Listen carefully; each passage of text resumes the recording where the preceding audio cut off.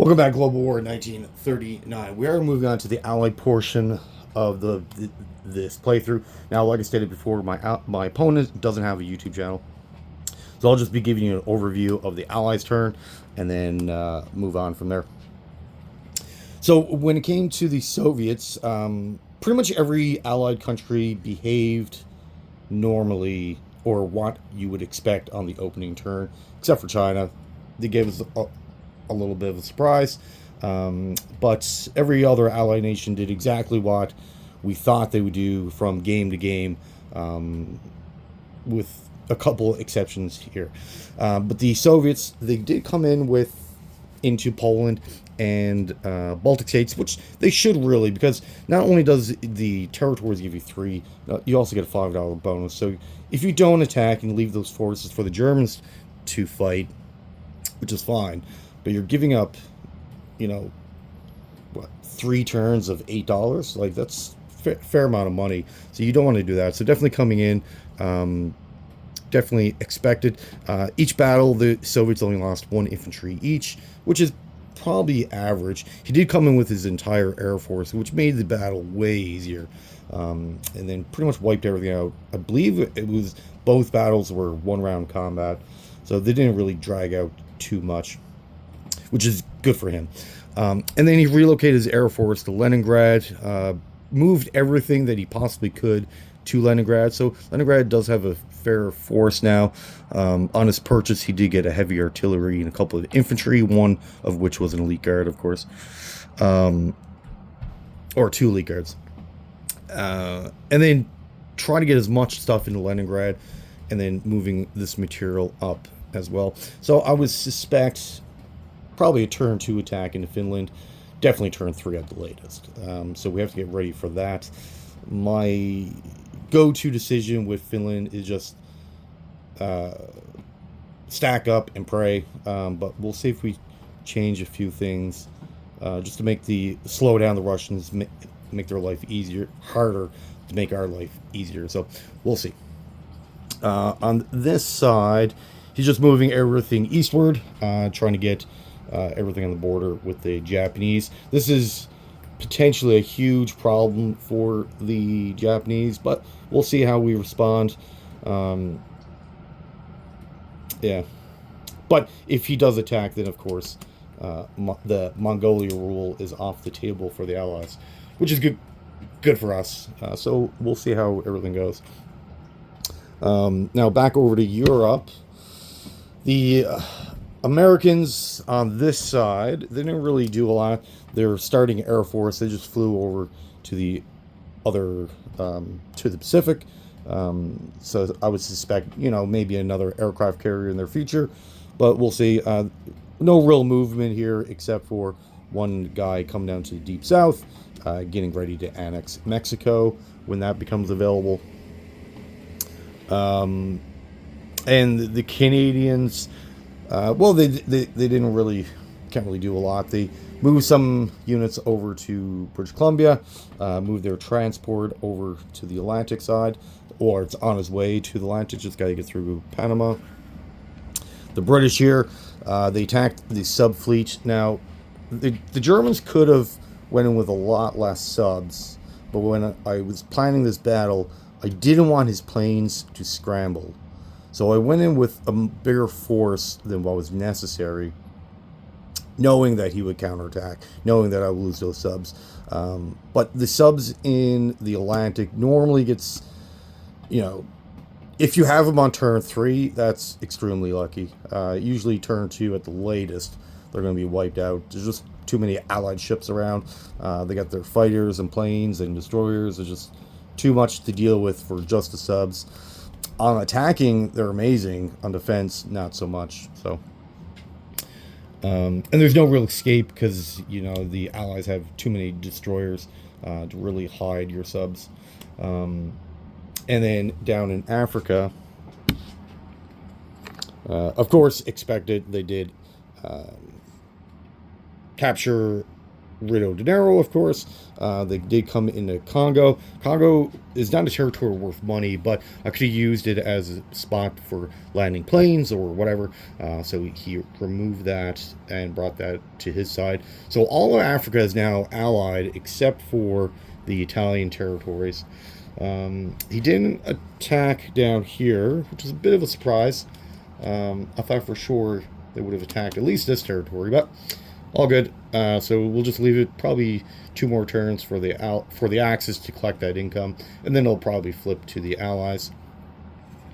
And then, of course, they activated Greece, which gave them a fleet, another standing army. So we do need to deal with that. Probably leave that for the Italians. But Greece is worth a fair amount of money. It's worth $4 total. And they, for the size of their country, they do have a pretty decent standing army. So nothing crazy, but pretty decent for the size of their economy and their country. But it is a very important country that we take.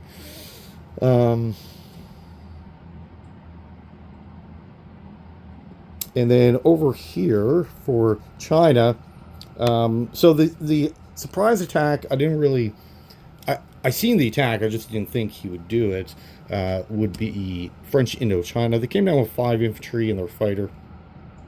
We were able to remove 2 of their infantry, but they have 3 left. So we have to deal with this, but he did set up another counterattack. So if we counter, he'll counter. It'll just be a big mess. But if we don't, then he's going to definitely come down to Saigon. And Saigon's worth $3, which would be a big blow to the Japanese economy. You need the Japanese to be up like $80-$85 range. So we're nowhere near that. So we do need to expand and conquer more territory. But that's really where you want the Japanese economy. Roughly $85. Obviously, higher the better.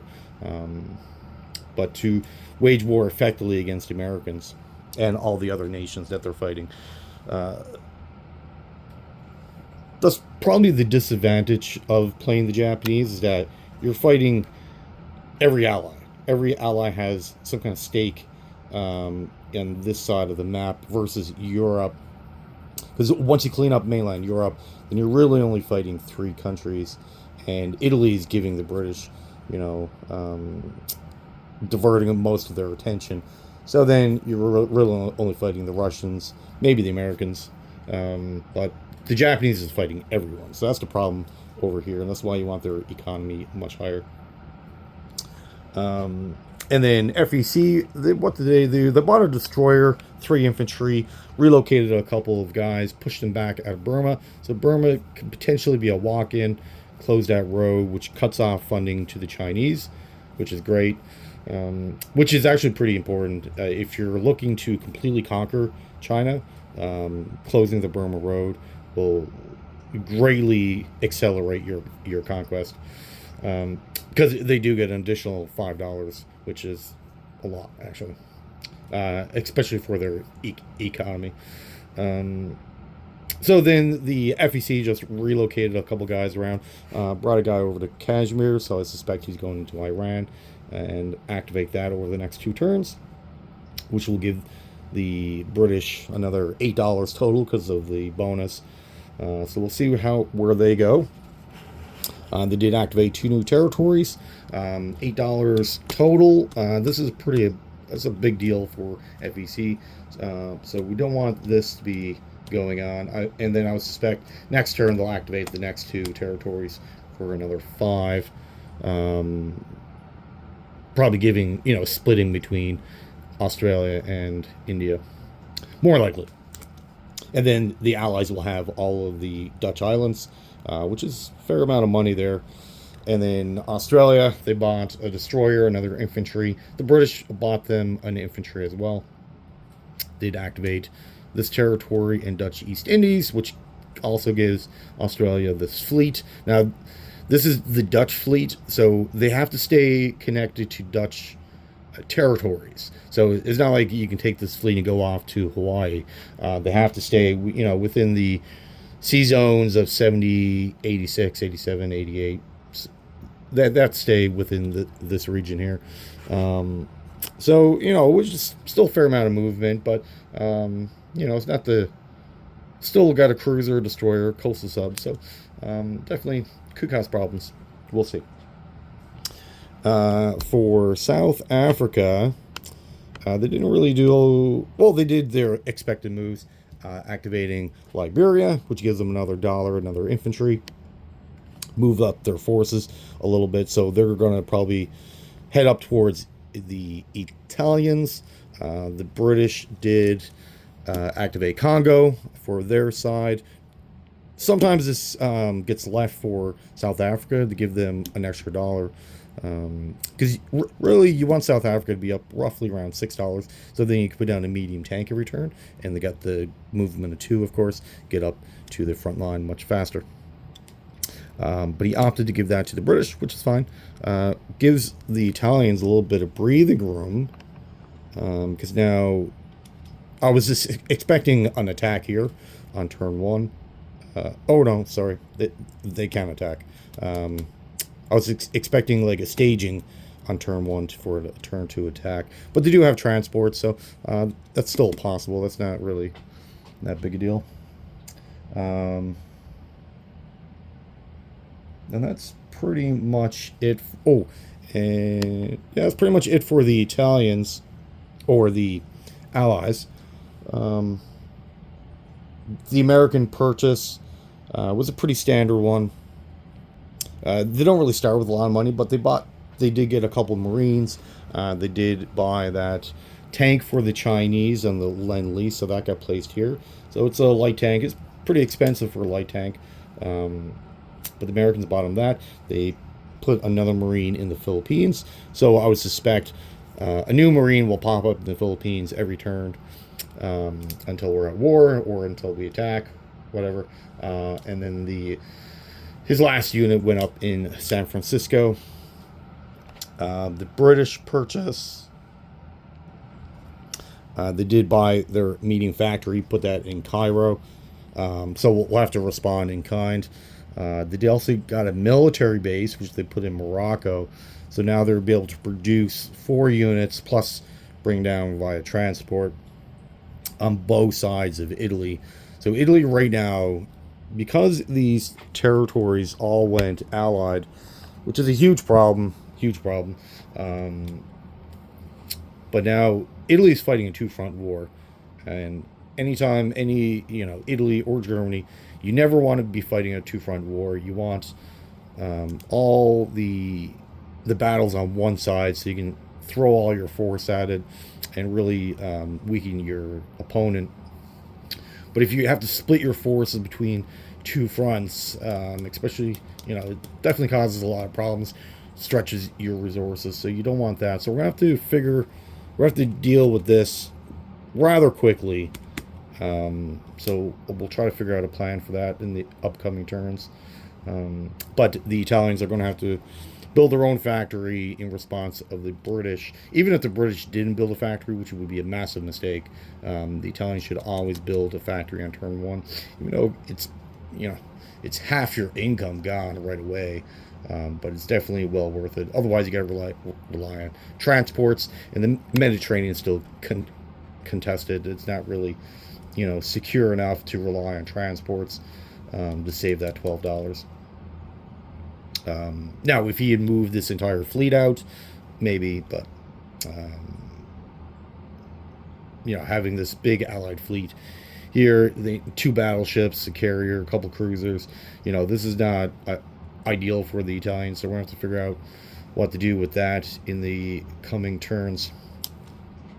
But that's pretty much it for the Allies. Again, everything is pretty standard, nothing outside of the ordinary.